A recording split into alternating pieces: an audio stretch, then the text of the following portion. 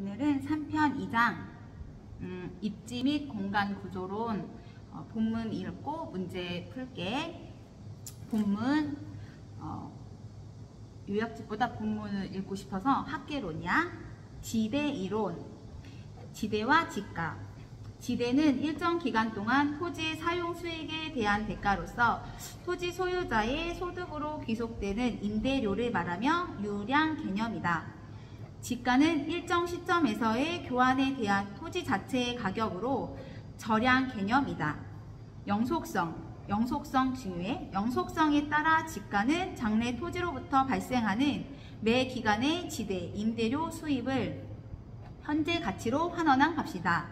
매 기간의 지대가 동일하고 이것이 영원히 계속된다면 지가는 지대를 이자율로 할인한 값이 된다. 그래서 지가는 이자율 분의 지대. 다른 조건이 일정할 때 지대가 상승하면 지가는 상승하고 이자율이 상승하면 지가는 하락한다. 즉 지대와 지가는 비례 관계이고 이자율과 지가는 반비례 관계이다. 투자 대상으로서 토지에 대한 위험 프리미엄 보상률이 상승하면 토지 가치는 하락한다. 지대 결정 이론. 이제부터 학자들이 나올 거야.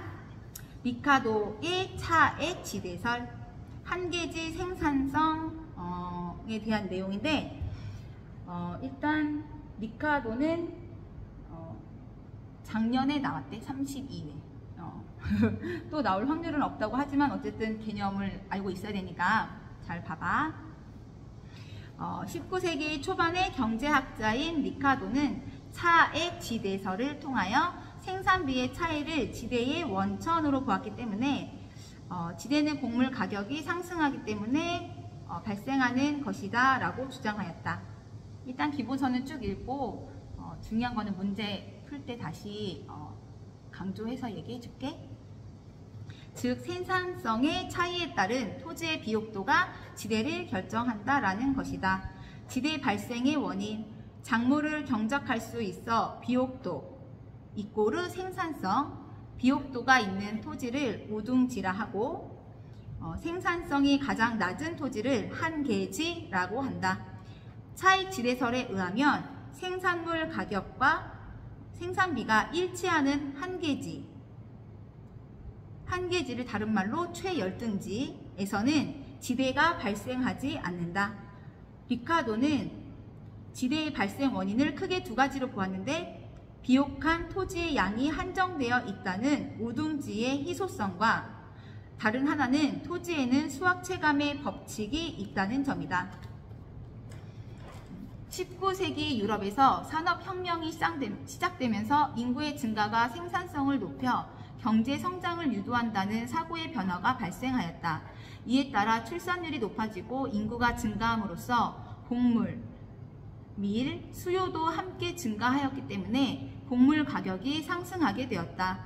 이러한 곡물 가격의 상승은 경작자에게 작물의 경작을 통하여 초과 이윤을 획득할 기회를 제공한다. 초과 이윤이 발생함에 따라 경작자는 작물을 더 경작하려고 하는데 토지에는 우둥지의 희소성 이꼬르 부증성, 수학 체감의 법칙이 작용하기 때문에 작물의 재배 이꼬르 경작, 재배 면적을 늘리는 방법으로 작물을 더 경작하려고 한다.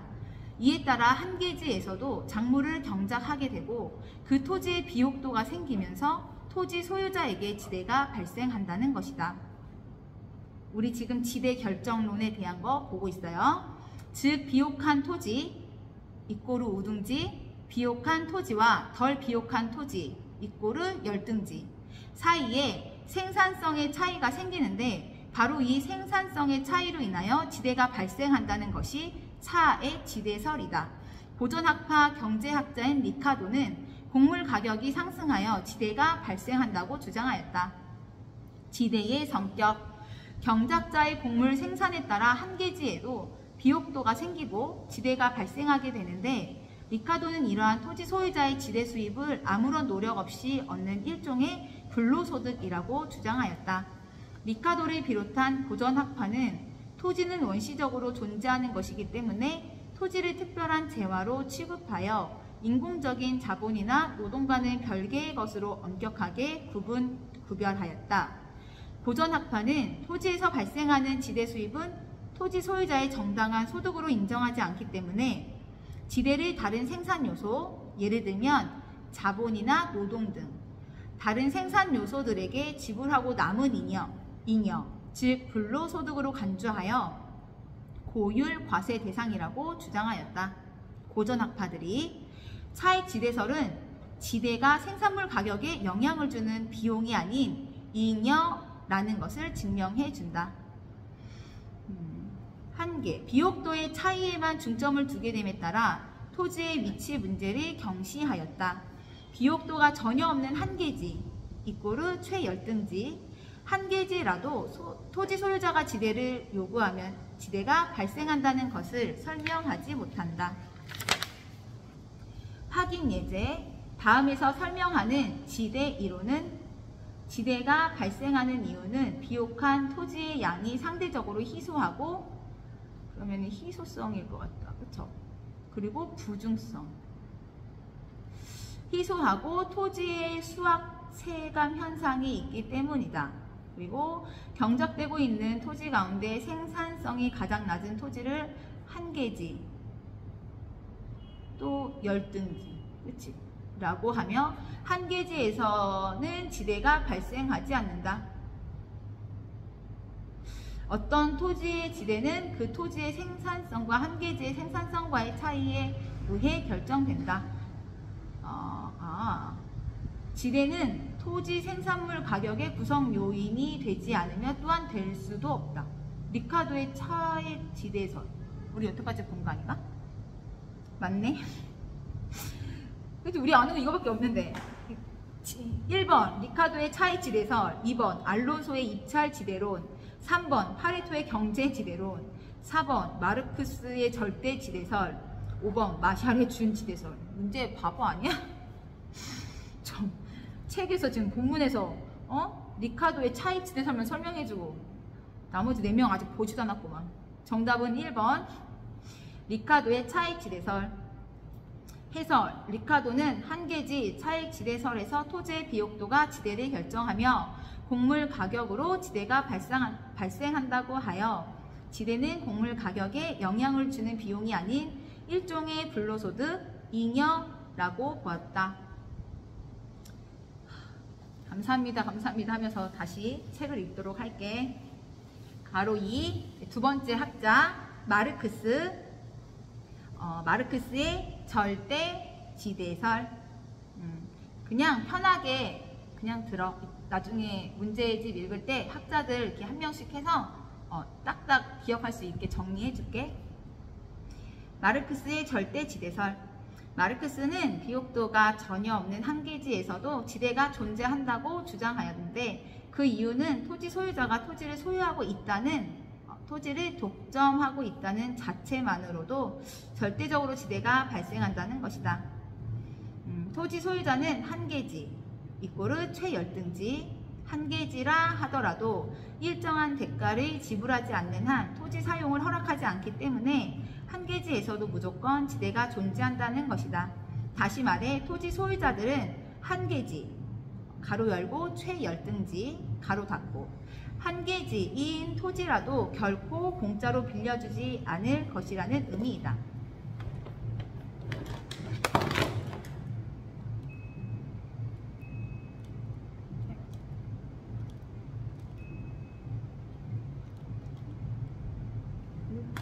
절대 지대설에 의하면 지대는 토지 소유자들이 토지 소유권을 가지고 있다는 이유 자체만으로 발생하는 것이므로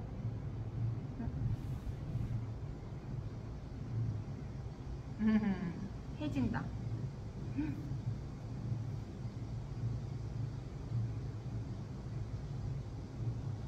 좋아. 토지의 비옥도, 생산성, 위치 등에 관계없이 한계지, 최열등지에서도 토지 소유자가 요구하면 절대적으로 지대가 발생한다. 마르크스는 토지 소유 자체가 농산물의 가격을 인상시킨다고 보았다. 더 알아보기. 오펜하이머의 독점 지대설.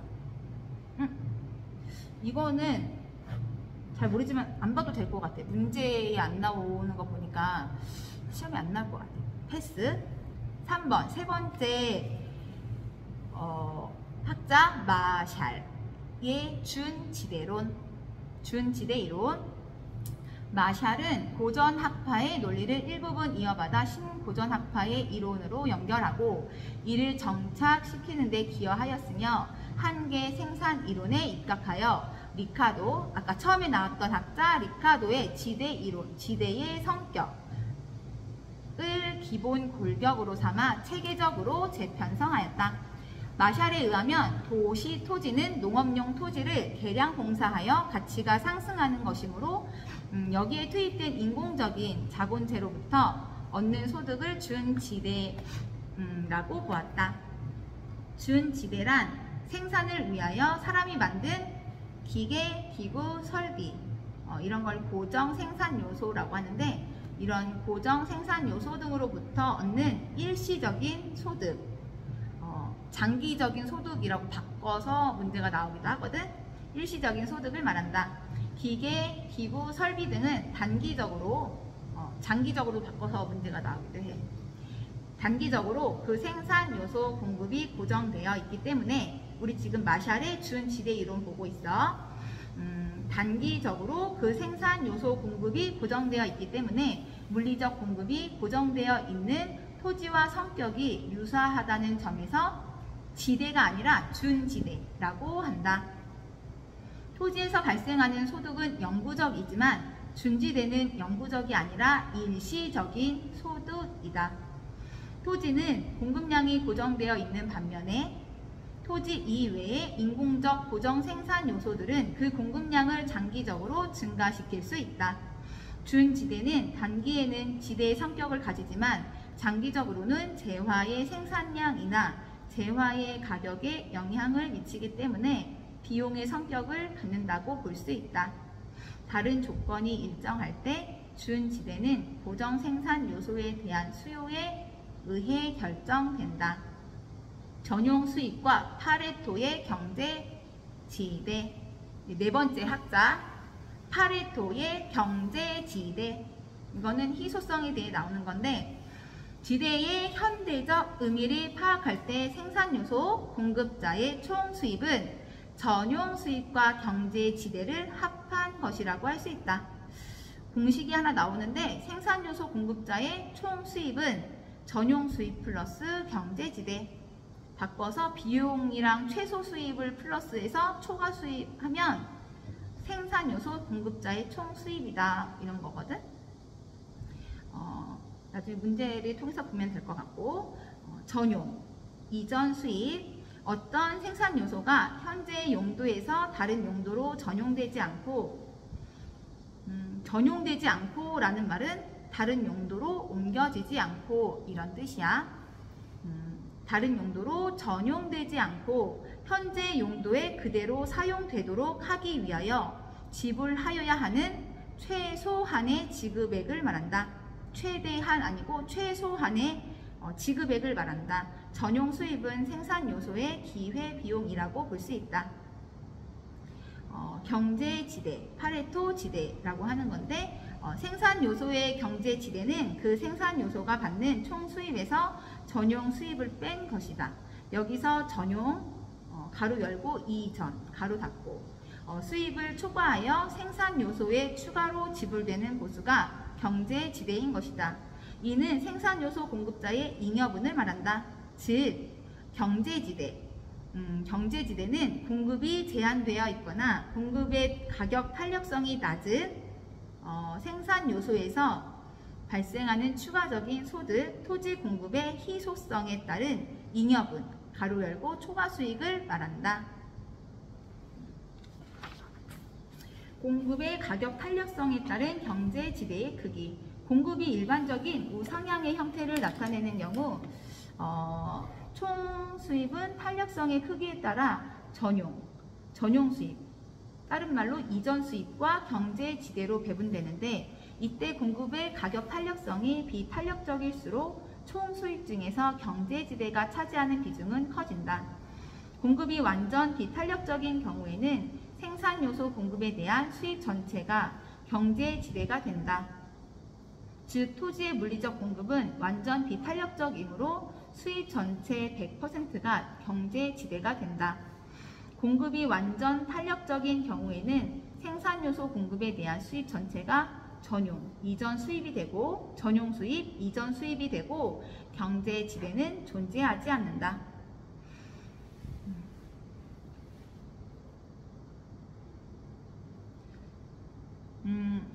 더 알아보기에 지대 논쟁에서 신고전학파, 고전학파가 나오거든. 이건 한번 읽어볼게. 지대에 관한 논쟁은 지대가 가격에 영향을 주는 생산비, 비용인가 아니면 잉여인가에 그 핵심을 두고 있다. 지대는 일종의 불로소득이므로 비용을 인정할 수 없기 때문에 잉여라는 것이 고전학파의 주장이며 지대를 비용, 생산비로 인정하는 것이 신고전학파의 주장이다. 고전학파의 주장, 동그라미 1. 토지의 자연적 특성을 강조하고 토지를 원시적인, 특별한 재화로 취급하여 인공적인 자본과는 엄격하게 구별하였다. 고전학파의 주장 2. 지대는 곡물 가격에 의하여 결정된 소득이지 곡물 가격을 결정하는 비용은 아니므로 소득 분배의 관점에서 불로소득으로 간주하여 이를 국가가 환수하여야 한다고 보았다. 고전학파의 주장 3. 노동비 가치설의 근본을 두고 지대는 총 생산 중 다른 생산 요소에 대한 대가를 지불하고 남은 잔여, 즉 잉여로 보았다. 고전학파의 주장 4. 토지 단일세를 통한 불로소득의 환수를 주장하였으며 특히 헨리 조지는 토지세만으로도 다른 세원 없이 재정을 모두 충당할 수 있다고 주장하였다. 이제 신고전학파 볼게. 신고전학파의 주장 1. 토지를 다른 자원과 구별할 필요 없는 생산 요소 중 하나로서 파악하였다. 신고전학파의 주장 2. 한정된 자원의 효율적 이용에 중점을 두어 지대를 잉여가 아닌 생산 요소에 대한 대가라고 하여 지대를 생산물 가격에 영향을 주는 요소 비용으로 파악하였다. 다시 신고전학파의 주장 2. 한정된 자원의 효율적 이용에 중점을 두어 지대를 잉여가 아닌 생산 요소, 생산 요소 기억해야 돼. 문제 풀 때. 생산 요소에 대한 대가라고 하여 지대를 생산물 가격에 영향을 주는 요소 비용으로 파악하였다. 신고전학파. 신고전학파의 주장 3. 즉 지대, 토지 임대료가 상승하면 곡물 가격도 상승한다고 주장하였으므로 신고전학파 입장에서 지대는 생산물 가격에 영향을 주는 비용의 개념인 것이다. 그래서 이걸로도 문제가 나올 수 있으니까 고전학파와 신고전학파의 차이 표로 한번 볼게. 고전학파의 배경은 소득 분배 문제를 강조해서 경제 성장 문제에 관심을 두고 있고 신고전학파의 배경은 자원의 효율적 배분 문제를 강조하여 가격 결정 문제에 관심을 두고 있지. 또 토지관에 대해서 고전학파는 토지를 고정적 자원, 즉 공급의 한정으로 인한 특별한 재화로 파악하고 자연적 특성을 강조하는 반면에 신고전학파는 토지에 대해서 토지는 경제적 공급이 가능하므로 여러 개의 생산 요소 중에 하나다라고 취급하고 있어. 가격에 영향을 미치는 것은 고전학파는 곡물 가격이 지대를 결정한다. 곡물 가격이 상승하면 지대가 발생한다 라고 하는 게 고전학파의 주장이고 신고전학파는 지대가 곡물 가격을 결정한다. 지대가 상승하면 곡물 가격도 상승한다. 라고 신고전학파는 얘기했고 고전학파는 곡물 가격이 상승하면 지대가 발생한다. 라고 했고 신고전학파는 지대 상승하면 곡물 가격 상승. 지대가 곡물 가격을 결정한다라고 했어. 근데 고전학파는 곡물 가격이 지대를 결정한다. 그 다음에 지대의 성격을 보면 고전학파는 생산물에서 다른 생산 요소에 대한 대가를 지불하고 남은 잉여, 불로소득으로 간주했고 신고전학파는 잉여가 아니라 생산 요소에 대한 대가이므로 지대를 요소 비용, 기회 비용으로 파악한다. 이렇게 많이 달라. 문제에서 신고전학파에 대한 설명을 쓰고 앞에 고전학파는 하고 신고전학파에 대한 설명을 쓰고, 그래서 이 고전학파인지 신고전학파인지 이 신이 들어가고 안 들어가고의 이런 지문을 찾으라는 그런 문제가 있더라고. 나는 이 표에 대한 설명도 꼼꼼히 봐야 될 것 같아. 나중에 문제 풀면서 다시 보면 되니까. 다음 학자 튀넨. 튀넨은 별표 튀넨의 입찰 지대설, 위치 지대설, 입지 교차 지대설, 세 가지 다 똑같은 말이야. 개념. 튀넨은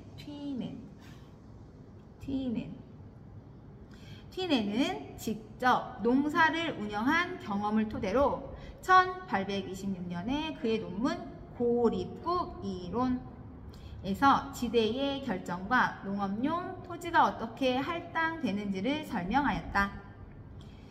튀넨은 지대의 결정이 토지의 비옥도만이 아닌 위치에 따라 달라지는 위치 지대의 개념을 통하여 현대적 입지론의 기초를 제공하였다. 튀넨은 읍중심 시장으로부터 원거리에 입지한 토지 생산물에 비하여 근거리에 입지한 토지 생산물의 수송비 절약분, 옮기는 거, 이동하는 거, 그거에 대한 절약분이 지대가 된다고 하였다. 지대 땅값, 땅을 이용하는 비용이 된다고 하였다. 튀넨은 지대를 생산물 가격, 가로 열고 매상고 아니면 매출액, 생산물 가격에서 생산비와 수송비를 뺀 것으로 보았으며, 튀넨은 지대의 차이를 수송비에서 찾고 있다. 따라서 고립국 이론을 상정한 경작자는 농부의 순수익 이유는 다음과 같은 과정으로 계산할 수 있다. 처음으로 계산식을 낸 사람은 튀넨. 식이 아주 쉬워. 지대는 매출액 빼기 생산비 빼기 수송비. 다시 지대는 매출액 가로 열고 생산물 가격 가로 닫고 매출액 마이너스 생산비 마이너스 수송비. 수송비는 단위당 수송비 곱하기 거리고, 이거는 한번 나중에 메모해서 보도록 하자고. 다음에 튀넨의 개별 작물의 한계 지대 곡선. 단일 작물의 경우 외곽에서 읍 중심으로 들어갈수록 절약되는 수송비가 지대화된다. 즉 위치 지대설에 따르면 중심지에서 거리가 멀어질수록 수송비는 늘어나게 되고 지대는 감소한다. 그렇지. 여기가 중심지야. 여기에서 가까울수록 지대가 비싸고 여기서 멀수록 지대가 감소하지. 가 아니네. 그치? 여기가 중심이야. 중심시. 읍 중심인데 여기랑 가까울수록 수송비는 하향 밑에 감소하고 여기랑 멀어질수록 수송비는 저렴해지지. 대신에 지대는 땅값은 여기랑 가까울수록 높고 여기랑 멀수록 낮겠지. 반대로 얘기할 뻔했네. 생산물 가격, 생산비, 수송비. 인간의 행태에 따라 한계 지대 곡선의 기울기는 달라진다. 집약적 농업의 경우 한계 지대 곡선은 급해지고 조방적 농업의 경우 한계 지대 곡선은 완만해진다. 중심으로 갈수록, 여기가 중심이야. 중심으로 갈수록 집약적 토지 이용이 이루어지고 외곽으로 갈수록 조방적 토지 이용이 이루어진다. 즉, 읍 중심, 시장 중심에 입지한 업종이나 작물일수록 토지보다는 자본을 많이 사용하고 외곽에 입지하는 업종이나 작물일수록 자본보다는 토지를 많이 사용하게 된다는 것이다. 튀넨의 입찰지대. 입찰지대란 단위 면적의 토지에 대하여 토지 이용자가 지불하고자 하는 최대 금액으로, 최소 금액 아니고 최대 금액으로 초과 이윤이 빵!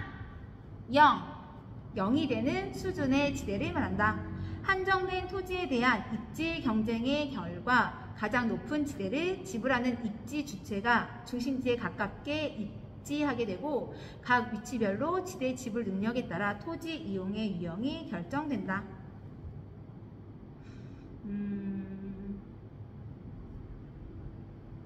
입찰 지대 곡선 우하향하면서 원점을 향하여 볼록한 형태. 자, 우하향하면서 원점을 향하여 볼록한 형태. 입찰 지대 곡선이란 각 위치별로 최대의 지대 지불 능력을 나타내는 각 산업의 지대 곡선을 연결한 곡선, 포락선을 말하며 그 기울기는 생산물의 단위당 한 개의 운송비를 토지 이용자의 토지 이용량으로 나눈 값이다. 계산식인데 입찰 지대 곡선의 기울기는 토지 이용량 분의 한 개 운송비. 한 번만 더. 입찰 지대 곡선의 기울기는 토지 이용량 분의 한 개 운송비.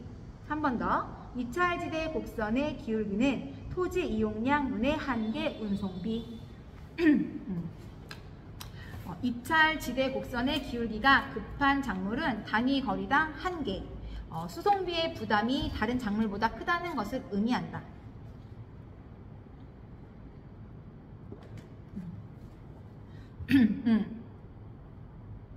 즉 단위 거리당 한 개, 수송비 부담이 큰 작물일수록 입찰 지대 곡선의 기울기가 급해진다. 반면에 외곽에 입지한 업종이나 작물일수록 토지 이용량이 많아지므로 입찰 지대 곡선의 기울기가 완만해진다. 무슨 얘기인지 이렇게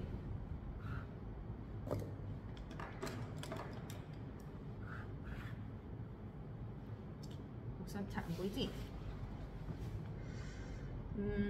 수송비 부담이 큰 작물일수록 입찰 지대 곡선.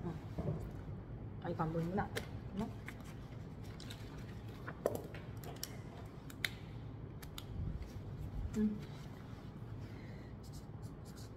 입찰 지대 곡선. 입찰 지대 곡선. 입찰 지대 곡선. 튀넨의 입찰 지대 곡선. 입찰 지대 곡선은 뭐냐 여기 있다.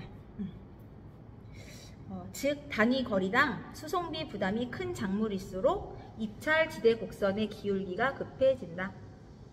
단위 거리당, 그러니까 수송비가 비쌀수록 수송비 부담이 큰 작물일수록 입찰 지대 곡선의 기울기가 급해진다.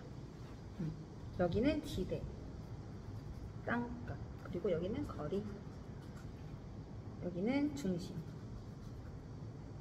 그랬을 때 수송비 부담이 큰 작물일수록 입찰 지대 곡선의 기울기가 급격해진다. 이렇게 이게 급격해지는 거지.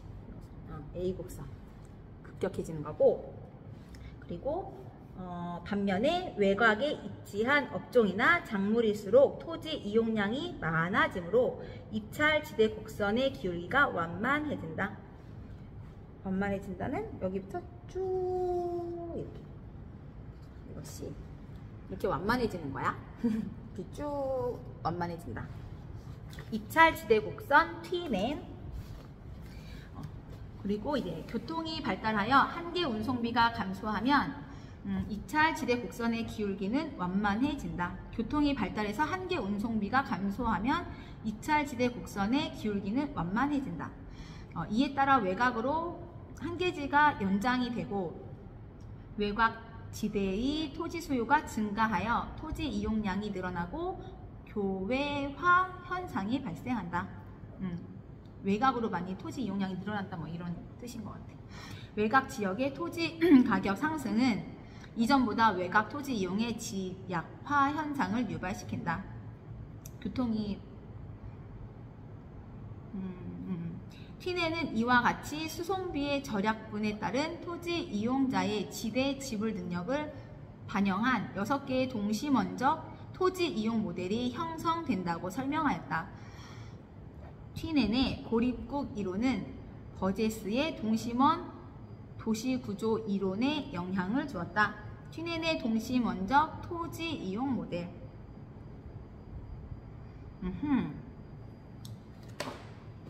너도 요거 표를 봤을 것 같은데. 일단 내가 그려서 한번 보여줄게. 우리의 뇌는 반복해서 보는 걸 기억하고, 그리고 그림이랑 표를 더 좋아한대. 그러니까 우리가 한번 할 때 다 해버리자. 기다려봐.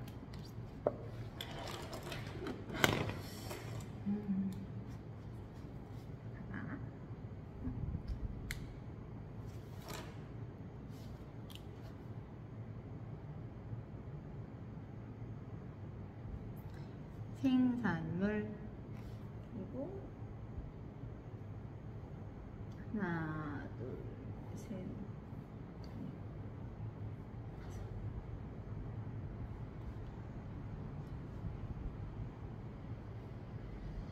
이,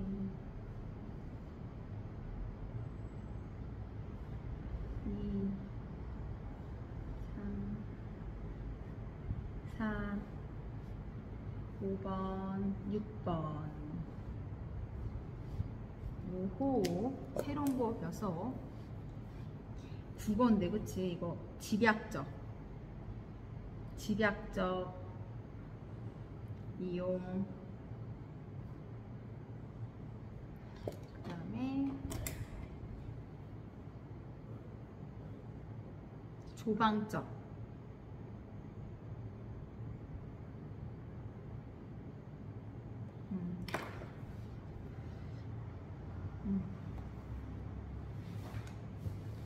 그리고 여기는 채소, 과일. 읍이랑 가까운 쪽은 생산물이 채소나 과일을 많이 하고, 그 다음에는 목재나 연료.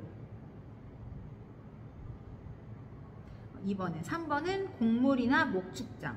3번은 곡물, 목축장. 그 다음에는 곡물이나 콩이나 클로버.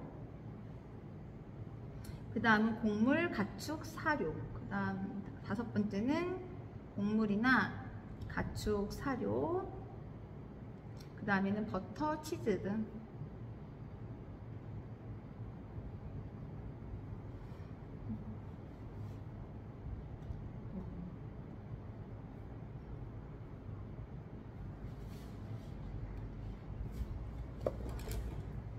네.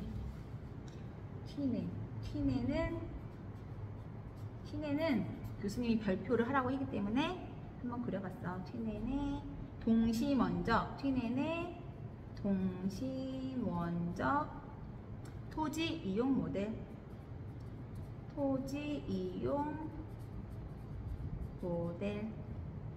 따로 책 못 찾아볼 것 같아서 내가 한번 그려봤어. 짠! 토지의 동시먼적 토지 이용 모델이고, 여기가 읍, 도시, 가까운 데부터 이렇게 여기 1번 이쪽은 채소나 과일, 그 다음에 그 다음 2번 이쪽은 목재나 내 글씨인데 못 알아봐, 연료. 그래서 이렇게 해서 1번, 2번, 3번, 4번, 5번, 6번 이런 식으로 가까운데, 그래서 가까울수록 지대는 높지만 운송비가 저렴한 거, 멀수록 지대는 저렴하지만 운송비가 비싼 거. 여기는 황무지래. 그리고 여기 이거 하늘 색깔은 안으로 들어올수록 집약적 이용이고, 밖으로 나갈수록 조방적 이용. 기억하십시오. 다음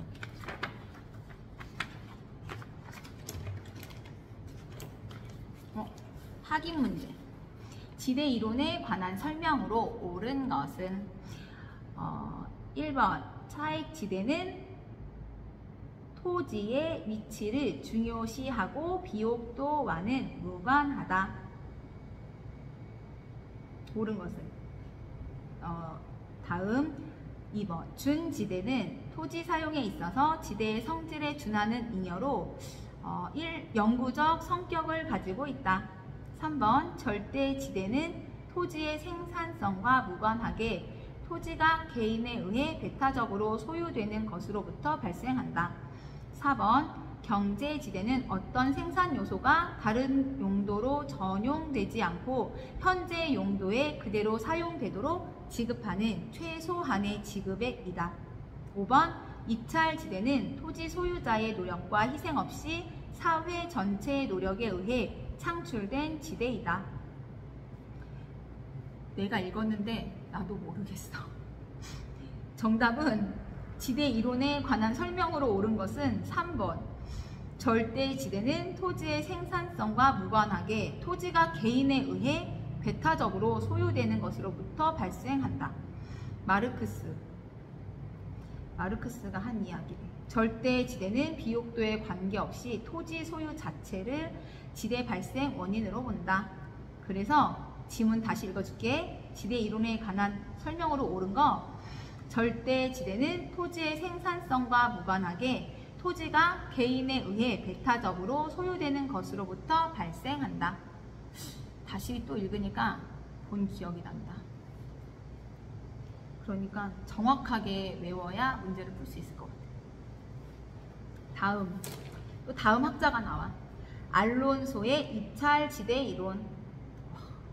알론소는 튀넨의 농촌 토지 이용에 대한 이론을 토지 이용으로 확장 발전시켰다는데 입찰지대라는 개념으로 위치별 지대 차이와 이에 따른 토지 이용의 결정을 설명하였다. 그는 수송비는 도심지로부터 멀어질수록 증가하고 재화의 평균 생산 비용은 동일하다는 가정을 전제하였다. 도심으로부터 일정한 거리에 위치한 토지들은 여러 토지 이용 활동들 간의 입지 경쟁을 통하여 특정 용도로 배분된다. 즉, 이 과정은 해당 토지에 대한 여러 활동들의 지대 입찰 과정으로 설명될 수 있으며 최대의 순영가, 최대의 수익을 올릴 수 있어서 가장 높은 지대를 지불하려는 주체에게 해당 토지의 이용을 할당된다고 할 수 있다. 지대의 성격은 기업주의 정상 이용과 투입 생산비를 지불하고 남은 잉여에 해당하며 여기서 입찰지대란 토지 이용자가 지불하고자 하는 최대 금액이라 할 수 있다. 도심 지역에 이용 가능한 토지는 외곽 지역에 비하여 한정되어 있어 토지 이용자들 사이에 경쟁이 치열해질 수밖에 없다. 지금 알론소의 입찰지대 이론에 대한 거 읽고 있는 거야. 따라서 토지 소유자는 이용 구간, 이용 위치별로 가장 높은 지대를 지불할 수 있는 주체에게 토지를 할당하게 된다. 알론소의 입찰지대 이론.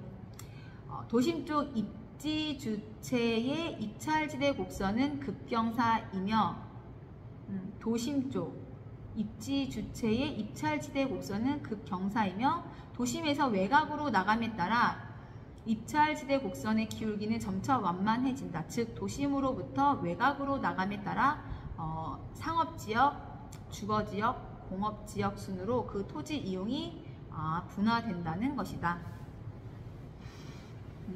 단일 도시에서 상업용 토지 이용이 도심 부근에 나타나는 것은 상업용 토지 이용이 단위 토지 면적당 생산성이 높고 생산물의 단위당 한개 교통비가 크기 때문이다. 알론소의 지대 이론에 따르면 교통비 부담이 너무 커서 도시민이 거주하려고 하지 않는 한계 지점이 도시의 주거 한계점이 될 수 있다.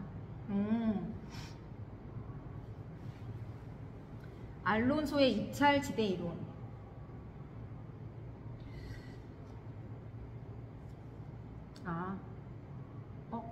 알론소의 입찰지대 이론은 한 번 봤는데, 그렇네. 도심이 딱 중심이 있거든?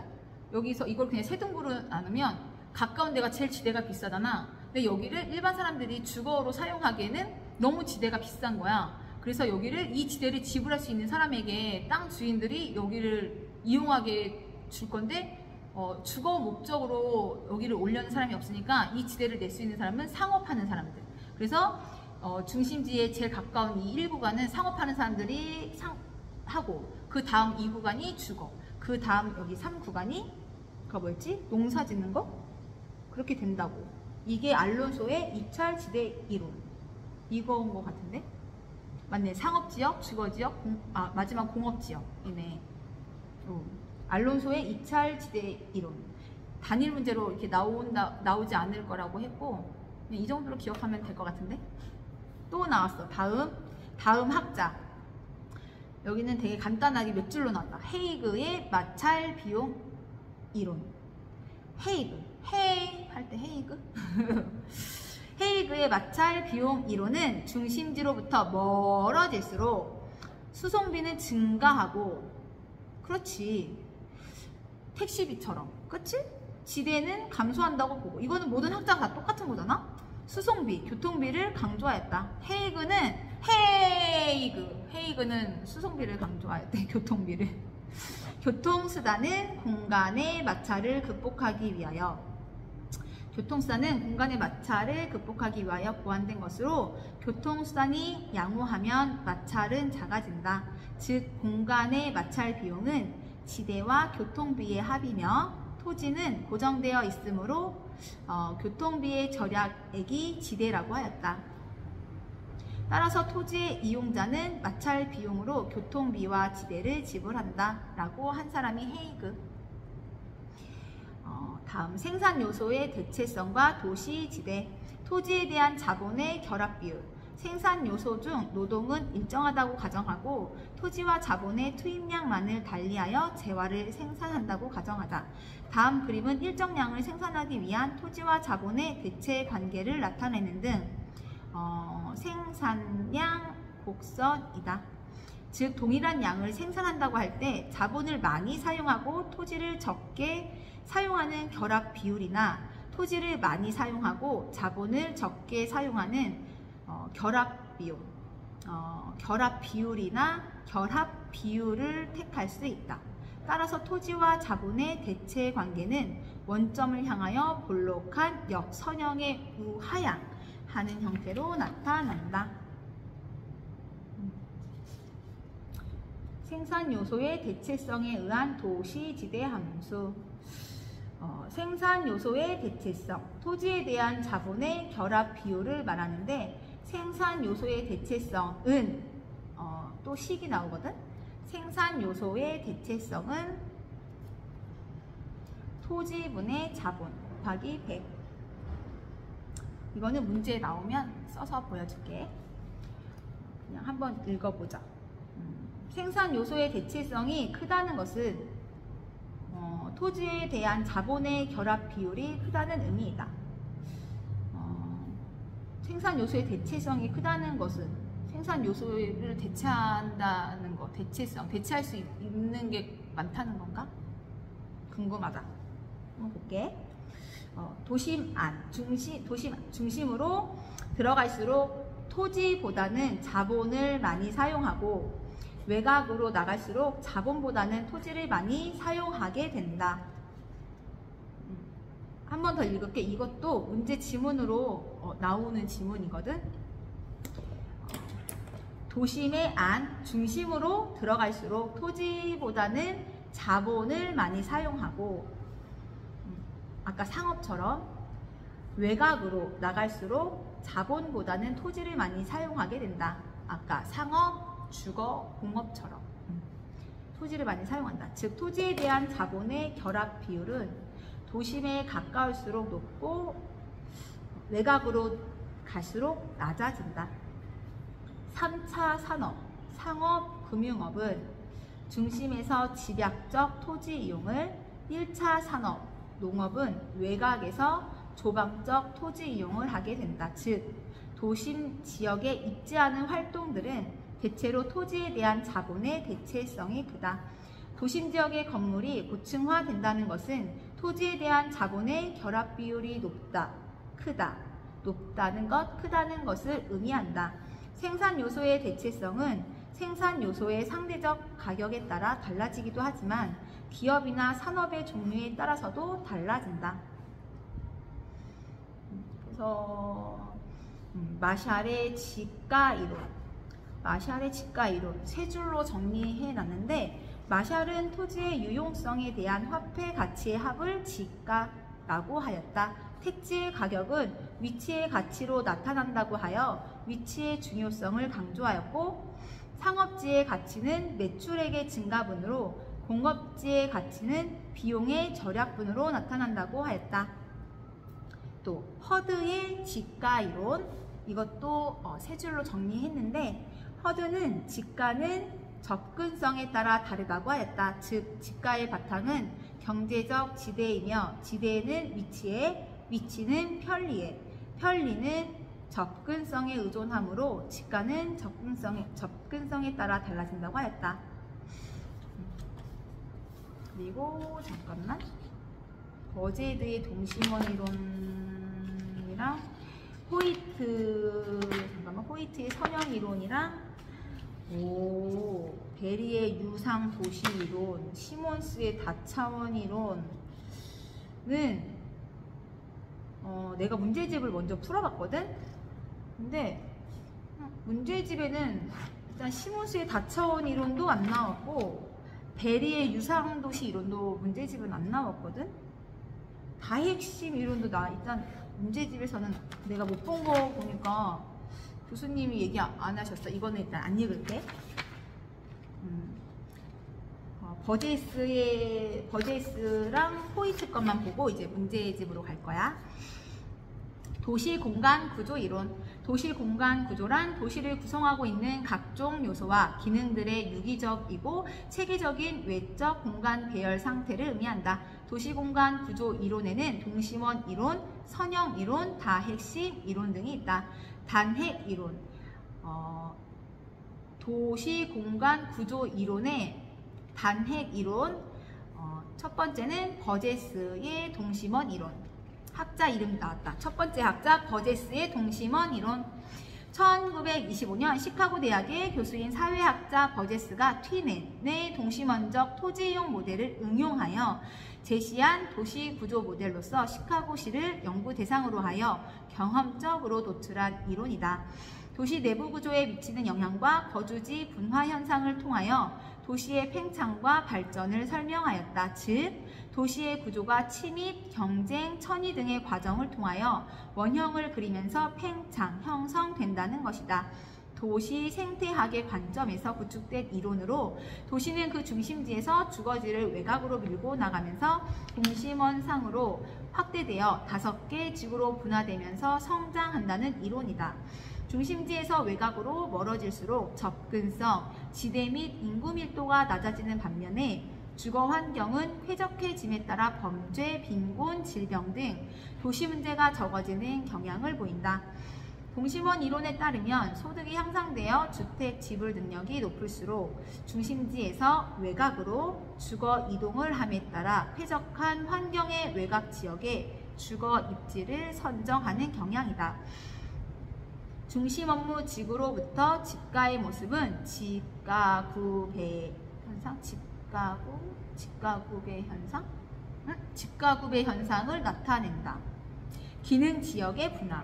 버제스에 의하면 도시의 기능 지역은 5개 지대, 즉 중심 업무지대, 천위지대, 근로자 주거지대, 중산층 주거지대, 통근자 지대로 분화되며 도시는 중심지에서 원을 그리며 외곽으로 팽창 성장한다. 집가구배 현상. 전통적 소도시에서 집가의 패턴이 도심에서 가장 높고 도심에서 멀어질수록 점점 낮아지는 현상을 말한다.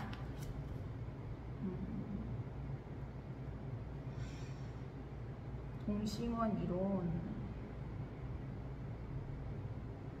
제1지대 다트처럼 생겼어.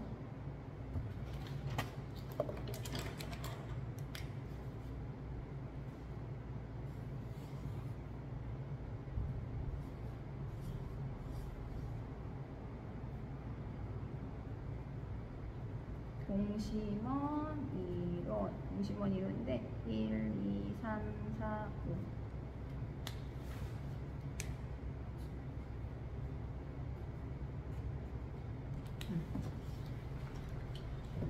여기 이게 동심원 이론이고 가운데부터 1, 2, 3, 4, 5 이렇게 바깥쪽으로 나가는 거 이렇게 나눠지는데 1번 제일 가운데는 중심 업무지구, 그 다음에 그 다음 2번은 천의지대, 그 다음은 근로자나 저소득층의 주거지대고 그 다음 중산층, 그 다음에는 통근자지대. 제1지대는 중심 업무지구, 상업, 사회, 시민생활 및 교통의 핵심지로서 도시가 성장해 나가는데 초점이 되는 곳으로 백화점, 철도역, 호텔, 극장 등 각종 시설이 집중되어 있는 소매상업지구와 그 외곽의 도매업과 경공업 등이 혼재된 지구이다. 제2지대 천의지대, 점의지대 과도기 지역. 도시가 현대화됨에 따라 외곽의 농촌 인구가 시카고로 아까 연구했다고 실제로 해봤다고 아까 했던 것 같은데, 그치? 시카고시에 유입되었는데 이들은 주택 지불 능력이 낮아서 중심 업무 지구를 둘러싼 다음 지대의 주거지를 형성하게 되었다. 이를 천의지대 혹은 점의지대라 하며 전환 과정의 지역이라고도 한다. 이 지역의 일부에는 빈곤, 빈민층의 주거지가 형성이 되었고 중심 업무 지구에 입지하였던 업무시설이나 경공업이 주거지를 잠식하고 있어서 주거 환경이 더욱 악화되는 슬럼 지대의 성격을 갖는다. 제3지대 근로자 주거지대, 저소득층 주거지역, 천의지대에 거주하던 사람들이 소득이 조금 향상되면서 조금 이렇게 바깥으로 해서 이주해 오는 지역이다. 이 지대는 주로 중심 업무 지역에 직장을 가진 근로자, 노동자의 주택으로 구성된다. 그 다음에 4지대, 중산층 주거지대, 고급 주택지대. 오, 이게 고급 주택지대래. 경영주, 전문직 종사자 등 중류층이 살고 있는 곳으로 단독주택이나 아파트 단지 등이 공존해 있는 지구이다. 제5지대 통근자지대, 도시 경계선 밖에 있는 지대로 주로 주택지로서의 기능을 가지는 소규모의 위성도시가 발달되어 있는 곳으로 고급 주택이 산재되어 있다. 이 지대는 소득이 가장 높은 계층이 거주하는 고급 주택 지역이 형성되며 주민의 대다수가 중심 업무 지구까지 통근하고 있기 때문에 통근자 지대라고 불린다. 지금으로 따지면 뭐지? 그거 뭐야? 우리 밖에다가 마당 있는 집 짓고 사는 그런 건가 보다, 그치? 비판. 버제스가 시카고만을 연구 대상으로 한 결과이므로 도시에 대한 일반적인 공간 구조를 설명하는 데 제한사항이 있다. 교통망의 발달을 고려하지 못한 측면이 있고 다른 요인에 의하여 동심원의 토지 이용 구조가 변형된다는 점을 간과하고 있다. 실제로는 중심 업무 지대를 기준으로 각 지대가 동심 원형으로 형성되지 않으며 공업지대가 반드시 중심 업무 지대의 외곽인 천의지대에만 형성되는 것도 아니다. 그렇겠지. 두 번째 학자는 호이트의 선형 이론. 개념은 1939년 미국의 토지 경제학자인 호이트에 의하여 제안된 도시 구조 모델로서 미국의 도시들을 대상으로 하여 주택 임대 자료를 분석한 결과 도시 공간 구조가 도심에서 뻗은 방사형 교통망을 따라 형성 발전된다는 이론이다. 도시 공간 구조의 성장과 지역 분화에 있어서 중심 업무 지구로부터 도매 경공업 지구, 저급 주택지구, 중급 주택지구, 고급 주택지구들이 주요 교통 노선을 따라 쐐기형, 지대 모형으로 확대 배치되기 때문에 쐐기형 이론, 축 이론이라고도 불린다.